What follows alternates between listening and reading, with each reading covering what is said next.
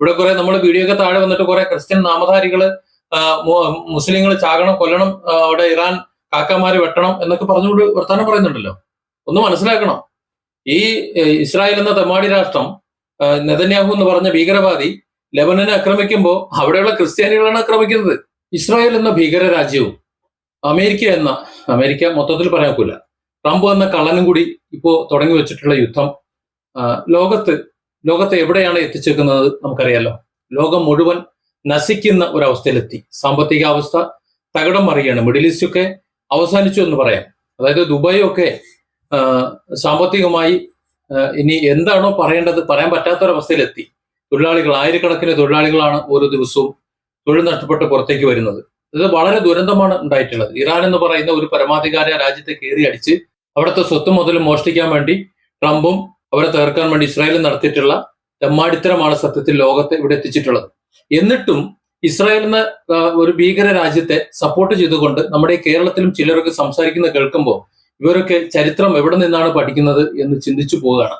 Israel ഒരു ഭീകര രാജ്യമാണ് എന്നതിന് ഇസ്രായേൽ ഇതുവരെ കാണിച്ചിട്ടുള്ള കാര്യങ്ങൾ നോക്കിയാൽ മതി. എത്ര പേരെയാണ് അമേരിക്കയും ഇസ്രായേലിനോട് കൊന്നു തള്ളുന്നത് എന്ന്. വേണ്ട, ഇപ്പോൾ ലെബനന് നേരെ നടക്കുന്ന അക്രമങ്ങൾ നോക്കിയാൽ മതി. പറയുന്നത് എന്താണ്? ഹിസ്ബുള്ളയെ കൊലപ്പെടുത്താൻ വേണ്ടിയിട്ടാണ്, അല്ലെങ്കിൽ ഹിസ്ബുള്ളയെ ഇല്ലാതാക്കാൻ വേണ്ടിയിട്ടാണ് ഇസ്രായേൽ ലെബനൻ കയറി അടിക്കുന്നത് എന്നാണ് പറയുന്നത്. സത്യം അതാണോ?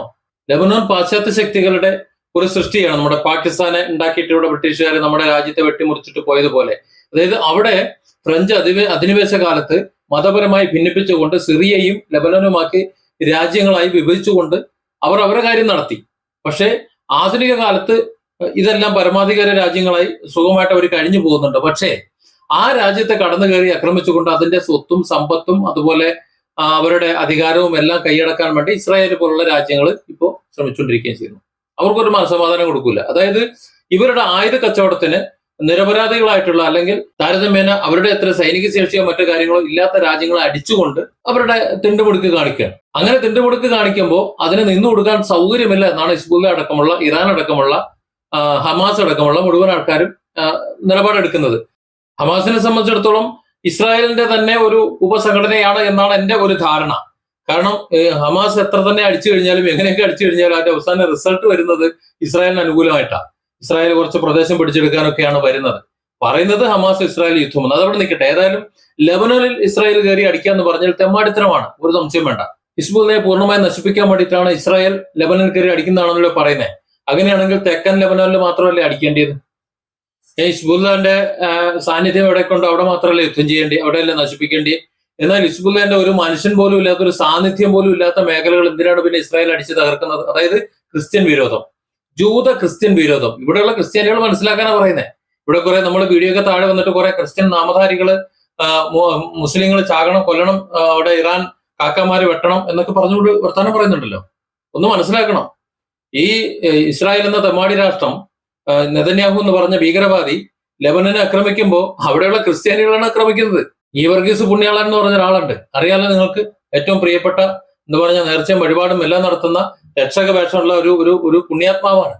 ആ പുണ്യാത്മാവിനെ ആദ്യം അവരുടെ പള്ളികളും ഒറ്റയെല്ലാം തകർക്കുക, അതൊക്കെ തകർത്ത് തരിപ്പണമാക്കുക എന്നുള്ള ഇസ്രായേലിന്റെ പണി. അത് ചെയ്യാൻ വേണ്ടിയിട്ട് മാത്രമാണ് വടക്കൻ ലെബനനിൽ കയറി ആക്രമിക്കുന്നത്. അല്ലാതെ അവിടെ ഹിസ്ബുള്ള ഉണ്ടായിട്ടൊന്നുമല്ല. അല്ലെങ്കിൽ ഇതിനാണ് സെന്റ് ജോർജിന്റെ ചാപ്പലുകളും പ്രതിമകളും എല്ലാം തട്ടി നിരത്തിക്കൊണ്ട് പോകുന്നത്. അതിന്റെ ഉള്ളിലാണോ ഹിസ്ബുള്ള കൂടിയിരിക്കുന്നത്? ഹിസ്ബുള്ളയെ തകർക്കുക എന്നുള്ളത് ഇസ്രായേലിന്റെ ലക്ഷ്യമല്ല. ഹിസ്ബുള്ള എന്ന് പറയുന്നത് ഒരു പേരിനൊന്ന് പറയുന്നേ ഉള്ളൂ. ഇപ്പോ ഇറാനെ അമേരിക്ക അടിക്കാൻ പോകണമെന്ന്, അവിടെ ആണവായുധം ഉണ്ടാക്കാൻ പോകുന്നു, വേറെ എന്തൊക്കെ ചെയ്യാൻ പോകണമെന്നൊക്കെ പറയുന്നത്. എന്നതുപോലെ ഹിസ്ബുള്ള എന്നതൊരു കാരണം മാത്രമാണ്. അവിടെ ക്രിസ്തീയ വംശഹത്യ, അതാണ് ഇസ്രായേലിന്റെ ലക്ഷ്യം. ജൂത ക്രിസ്ത്യാനികളോട് വേണ്ട, അവിടെ ജൂതന്മാരും മതി. ഇവരെ ജൂതരാഷ്ട്രം വിപുലീകരിക്കുന്നതിന് വേണ്ടി ഓരോ പ്രദേശത്തെയും ജനങ്ങളെ കൊന്നൊടുക്കിക്കൊണ്ടിരിക്കുന്നു. എന്താ ഇത് ആർക്കും മനസ്സിലാകാത്തത്? പലസ്തീൻ പ്രദേശത്തെ, ഗാസ പ്രദേശത്തെ ജനങ്ങളെ മുഴുവൻ കൊന്നൊടുക്കുകയാണ്. അവര് വേറെ രാജ്യത്തേക്ക് പോയിട്ട് കാര്യമില്ല. എല്ലാവരെയും കൊന്നൊടുക്കി കഴിയുമ്പോൾ ആ പ്രദേശം വിജനമാവും. അത് ഇസ്രായേലിന് സ്വന്തമാക്കി അവിടെ ഇസ്രായേൽ രാജ്യം ഒന്ന് വിപുലീകരിക്കും. അതുപോലെ ലെബനൻ ആയാലും സിറിയ ആയാലും എല്ലാം അങ്ങോട്ട് കയറി പോവും. ആ കാര്യത്തിൽ ഇറാനെയും കൂടി വേണം, അവിടെ എത്തണം. അതാണ് ഇസ്രായേലിന്റെ ഉദ്ദേശം എന്ന് പറയുന്നത്. ഇതെന്താ ഉറക്കെ പറയാൻ ആൾക്കാർക്ക് മടി? അല്ലെങ്കിൽ എന്തിനാണ് ക്രിസ്ത്യാനികളടക്കമുള്ള ലെബനൻ ജനതയെ ഒരറ്റത്ത് ഉന്മൂലനം ചെയ്യുന്ന ഹിസ്ബുള്ളയെ മാത്രം കൊന്നാൽ പോരെ? ഹിസ്ബുള്ളയുടെ സാന്നിധ്യമുള്ള പ്രദേശങ്ങളിൽ മാത്രം കയറി അടിച്ചാൽ പോരെ? ലെബനനിലെ സാധാരണക്കാർ അനുഭവിക്കുന്ന ഒരു വിഷയം എന്ന് പറഞ്ഞാൽ അത് പെട്ടെന്നൊന്നും പരിഹരിക്കപ്പെടാൻ കഴിയുന്നതല്ല.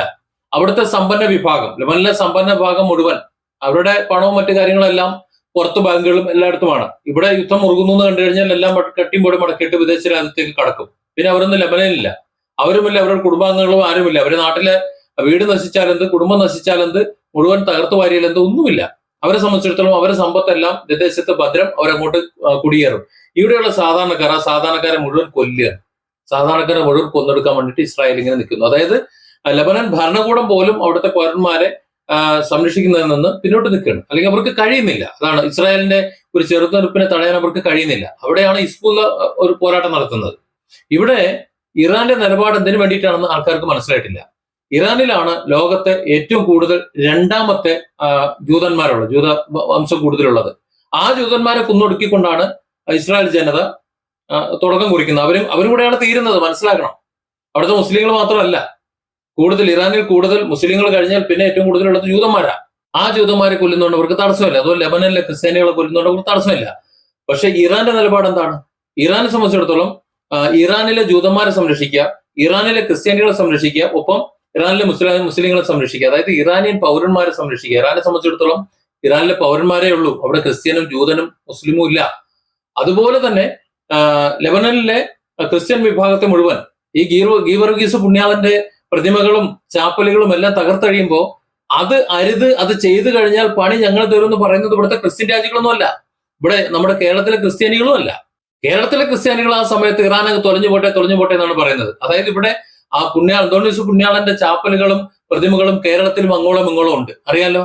അവിടെ ലെബനനിലെ ചാപ്പലുകളും പ്രതിമകളും എല്ലാം തകർത്തെറിയുന്ന ജൂതപ്പട ബെഞ്ചമിൻ നെതന്യാഹു, അയാളങ്ങ് വിജയിക്കട്ടെ എന്ന് ഇവിടെ ഒന്നുകൊണ്ട് പറയുന്നു. അന്ധമായ മുസ്ലിം വിരോധം, അല്ലാതെ എന്ത്? ഇവിടെ മുസ്ലിമും ഹിന്ദുവും ക്രിസ്ത്യനൊന്നും ഇല്ല, അതല്ല ഇവിടെ ഉദ്ദേശം എന്ന് പറയുന്നത്. ഇസ്രായേൽ എന്ന് പറഞ്ഞ ഭീകര രാജ്യത്തിന് ഒരു അജണ്ടയുണ്ട്. ആ അജണ്ട നടപ്പിലാക്കുമ്പോൾ ഈ പറയുന്ന ഒരു വിഭാഗങ്ങളെ, അല്ലെങ്കിൽ ലോകത്ത് ഇതുപോലെ ചിന്തിക്കുന്ന കുറെ എണ്ണം ഉണ്ടല്ലോ, അവരെ നാവടക്കാൻ വേണ്ടിയിട്ട്, അവരെ സപ്പോർട്ട് കിട്ടാൻ വേണ്ടി എന്തെങ്കിലുമൊക്കെ അങ്ങനെ ഇങ്ങനെ പറഞ്ഞുകൊണ്ടിരിക്കുന്നു, അത്രേ ഉള്ളൂ. ഇസ്രായേലിനെ സംബന്ധിച്ചിടത്തോളം അവരുടെ സാമ്രാജ്യം വിലയിരിക്കണം. അത് ക്രിസ്ത്യാനിയായാലും ജൂതനായാലും ഇനി മുസ്ലിം ആയാലും ആരായാലും അവരെയൊക്കെ കൊന്നൊടുക്കിക്കൊണ്ട് അവർ പരമാവധി വളർത്താൻ നോക്കിക്കൊണ്ടിരിക്കും. അതാണ് അവർ ചെയ്തുകൊണ്ടിരിക്കുന്നത്. അതിനെയാണ് ഇറാൻ തടയിടുന്നത്. അല്ലാതെ ജൂതപ്പടയെ കൊന്നൊടുക്കേണ്ട ആവശ്യമൊന്നും ഇറാനില്ല. അങ്ങനെ ജൂതന്മാരെ വംശഹത്യ നടത്താൻ വേണ്ടിയിട്ടുണ്ടെങ്കിൽ ആദ്യം ഇറാൻ ചെയ്യേണ്ടത് സ്വന്തം രാജ്യത്തെ ജൂതന്മാരെ, അതും അവിടുത്തെ മുസ്ലിം വിഭാഗം കഴിഞ്ഞാൽ ഏറ്റവും കൂടുതലുള്ള, അതായത് ലോകത്ത് ഏറ്റവും കൂടുതലുള്ള രണ്ടാമത്തെ ജനസംഖ്യ ജൂതന്മാരുള്ള ഇറാനിലെ ജൂതന്മാരെ കൊല്ലാനല്ലേ ഇറാൻ ആദ്യം നിൽക്കുക. അത് ചെയ്തിട്ടില്ലല്ലോ. അവർക്കൊരു പോറൽ പോലും ഏൽക്കാതെ സംരക്ഷിച്ചുകൊണ്ടിരിക്കുകയല്ലേ, അല്ലെങ്കിൽ അതിനുവേണ്ടിയല്ലേ ഇറാൻ ഭരണകൂടം നിലകൊള്ളുന്നത്. അപ്പൊ ഇവിടെ വംശഹത്യൊന്നുമല്ല, ജാതി മതമൊന്നുമല്ല ഇവിടെ വിഷയം. ഇതൊന്നും മനസ്സിലാക്കാതെ അന്ധമായ മുസ്ലിം വിരോധം വെച്ചുകൊണ്ട് ഇവിടെ അടിച്ചുകൊണ്ടിരിക്കുന്ന കുറെ ക്രിസ്ത്യാനികളും കുറെ സംഖ്യകളും ഉണ്ട് ഇവിടെ. അവർക്കിത് അറിയാഞ്ഞിട്ടല്ല, അവരുടെ മൂത്താപ്പന്മാർക്ക് ഇത് അറിയാഞ്ഞിട്ടില്ല. പക്ഷെ എന്നാലും ഒരു സുഖം ഇങ്ങനെ ചൊറിയുന്നത്. സത്യത്തിൽ ലെബനനിൽ എന്താണ് നടക്കുന്നത് എന്ന് കൃത്യമായി മനസ്സിലാക്കിയാൽ ഈ പറയുന്ന ഇസ്രായേലിന്റെ ഇരട്ടത്താപ്പ് മനസ്സിലാവും. അതായത് ഇസ്രായേൽ ഒരു ഭീകര രാജ്യമാണ്, ട്രംപ് ഒരു കള്ളനും കൊള്ളക്കാരനും പിന്നെ ഇവിടുത്തെ ഭീകരവാദിയും കൂടെ ചേർന്ന് കഴിഞ്ഞപ്പോൾ ഈ ലോകം നാശത്തിലേക്കാണ് പോയിക്കൊണ്ടിരിക്കുന്നത്. നോക്കൂ, മുഴുവൻ തകർന്നില്ലേ. ഇനി എന്നാണ് ഇത് ഒന്ന് രക്ഷപ്പെട്ടു വരുന്നത്? ഒരു 3-4 ലോക യുദ്ധം നടന്നാൽ പോലും ഇത്രയധികം ഭീകരമായ ഒരു അന്തരീക്ഷം ഉണ്ടാവില്ല. അതിനേക്കാളും മോശമായ ഒരു അവസ്ഥയിൽ എത്തിയിട്ടും ഇപ്പോഴും ഇവിടെ കേരളത്തിലുള്ള ചിലരിരുന്ന് ചൊറിഞ്ഞുകൊണ്ടിരിക്കുകയാണ്. അല്ല, എനിക്കതാണ് മനസ്സിലാകാത്തത്. Different angles. Don't forget to subscribe and support this channel.